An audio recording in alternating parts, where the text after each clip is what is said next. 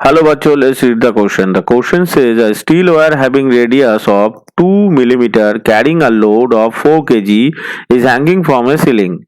Given that G equals to 3.1 pi meter per second square, what will be the tensile stress that would be developed in the wire? Option A 4.8 into 10 to the power 6 Newton per meter square. Option B 3.1 into 10 to the power 6 Newton per meter square. Option C 6.2 into 10 to the power 6 Newton per meter square. Option D 5.2 into 10 to the power 6 newton per metre square. तो यहां से हमें calculation क्या करना है, calculation करना है the tensile stress. तो अगर हम टेंसाइल स्ट्रेस को लिखे तो क्या होगा, द टेंसाइल स्ट्रेस क्या होता है, the tensile stress is equals to, ऊपर क्या चला जाएगा टेंसाइल फोर्स और नीचे क्या आएगा, नीचे आएगा हमारा cross sectional area, the cross sectional area, ये आ जाएगा नीचे।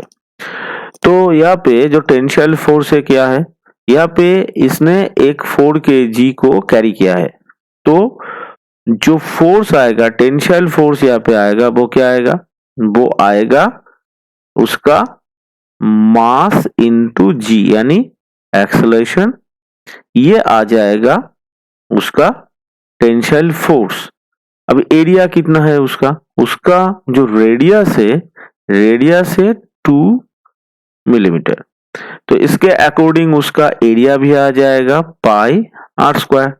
तो हमारा जो टेंसाइल स्ट्रेस यहां से निकल के आएगा वो कितना आएगा, टेंसाइल स्ट्रेस हो जाएगा, टेंसाइल फोर्स आ जाएगा mg यानी 4 इंटू 3.1 पाई और नीचे कितना आएगा पाई इंटू आर स्क्वायर, यानी उसका जो रेडियस है वो है 2 यानी 2 स्क्वायर मिलीमीटर में है, उसको हमने मीटर में कन्वर्ट करना है तो 10 टू द पावर -6 यहाँ पे आ जाएगा और यूनिट आ जाएगा न्यूटन मीटर इनवर्स 2। तो इसको अगर हम कैलकुलेशन करेंगे तो हमारा वैल्यू निकल के आएगा 3.1 into 10 to the power 6 newton per metre square. तो ये हो गया हमारा टेंसाइल स्ट्रेस का फॉर्मूला। तो ऑप्शंस को अगर हम देखें तो यहाँ पे जो ऑप्शन बी है ये हमारा सही आंसर निकल के आ रहा है। Hope you all understood it well, best of luck, thank you.